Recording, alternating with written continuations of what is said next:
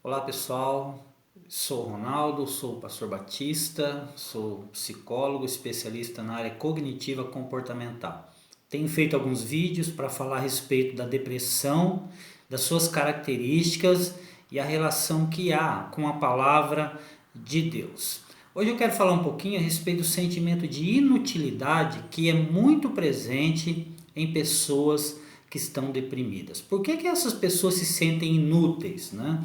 Porque, por exemplo, elas não conseguem ver sentido ou prazer na vida. Tem um sentimento de vazio.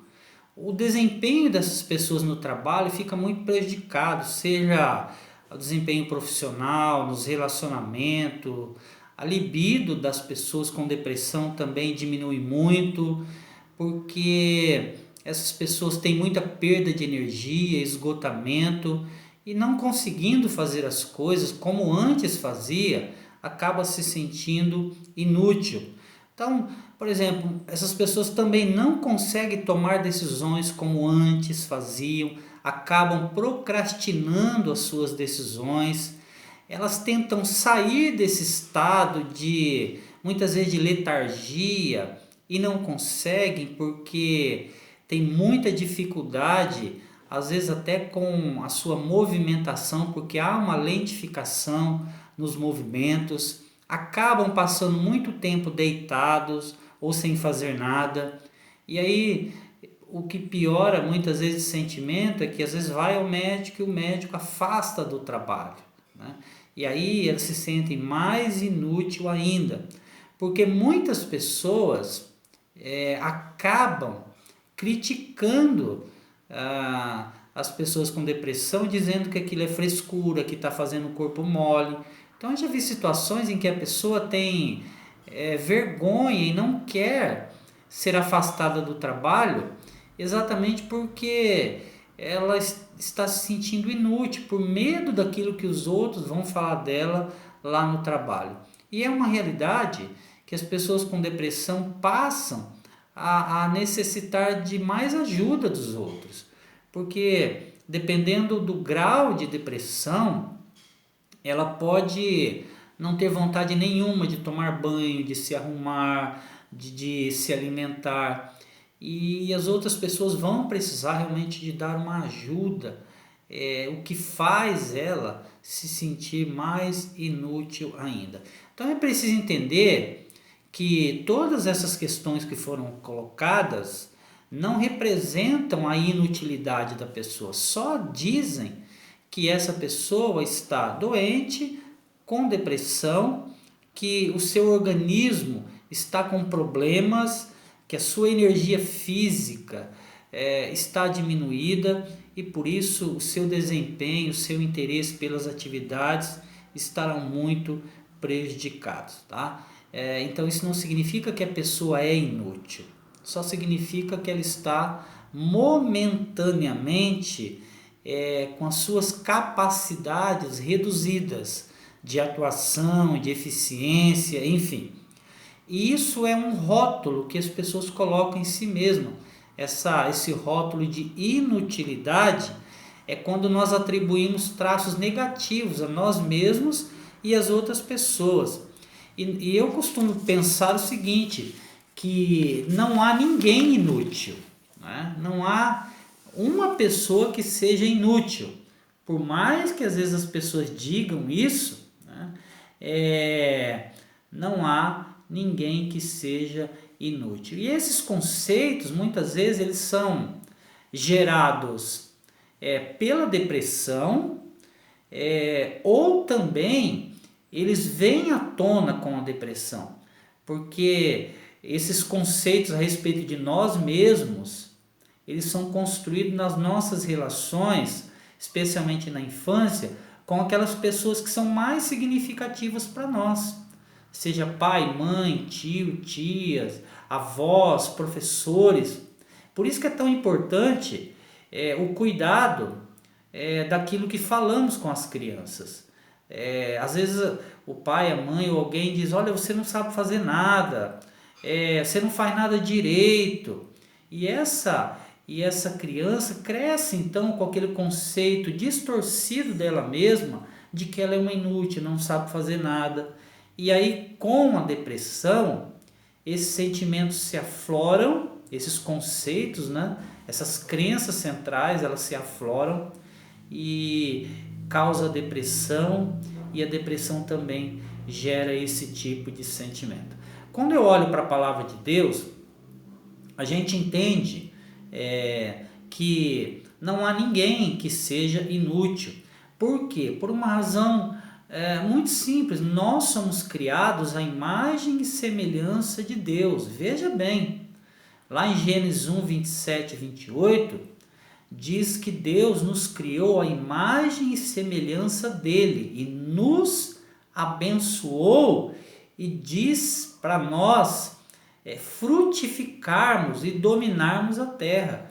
Veja bem, Deus nos deu das características que há nele, no Pai, no Filho e no Espírito Santo. Ele colocou essas características em nós, semelhantes a ele. Então, essa semelhança, ela não é uma semelhança física.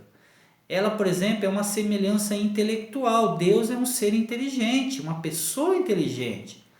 E nós somos pessoas inteligentes. Somos seres sociais.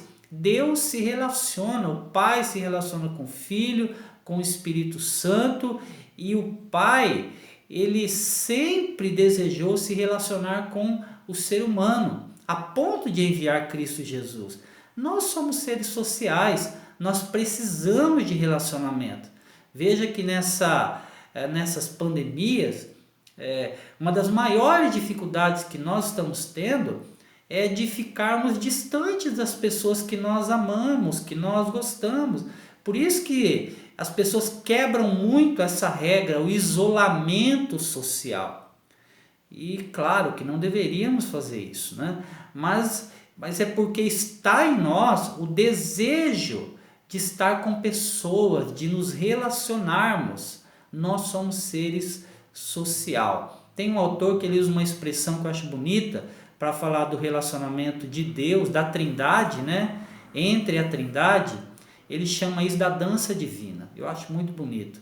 Esse Deus que se relaciona de forma intensa. Nós somos assim também. Temos capacidade de relacionamentos. Somos seres criativos, porque Deus é um ser extremamente criativo. É só a gente olhar para as coisas que estão à nossa volta. Elas nos impressionam.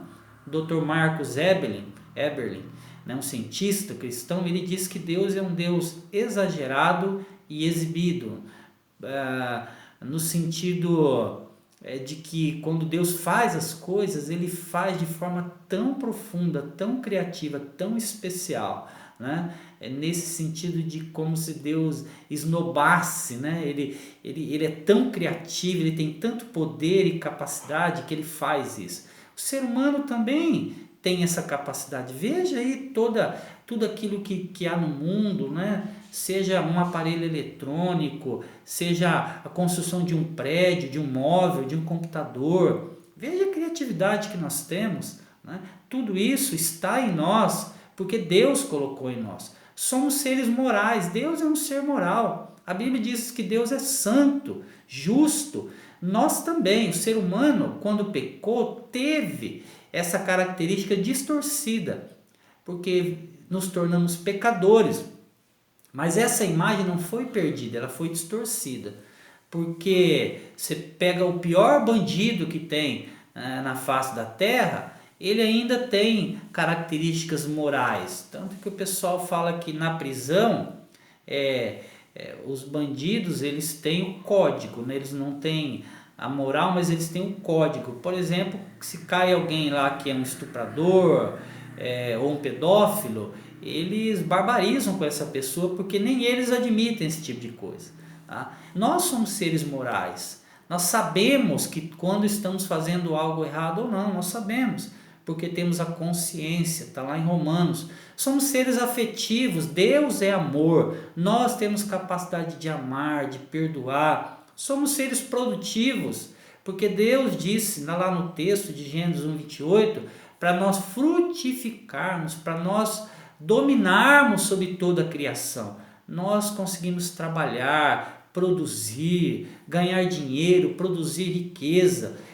Se você for olhar para os dons espirituais, que está lá em 1 Coríntios 12, Romanos 12, Efésios 4, né? Você vai ver quantos dons Deus tem dado aos homens, seja espirituais ou naturais, né? Essas habilidades especiais que Deus concedeu a nós. Então, queridos, você que se sente inútil, né? Saiba que você tem a imagem e semelhança de Deus, e isso significa que há um grande potencial dentro de você.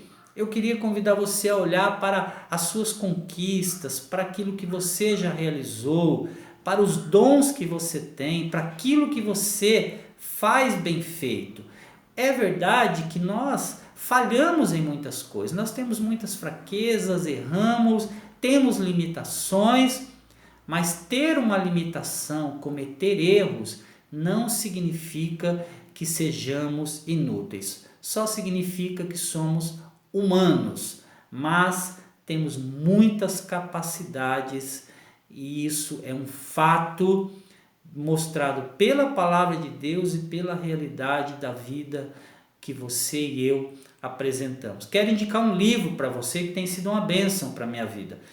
O livro chama Uma Vida com Propósitos.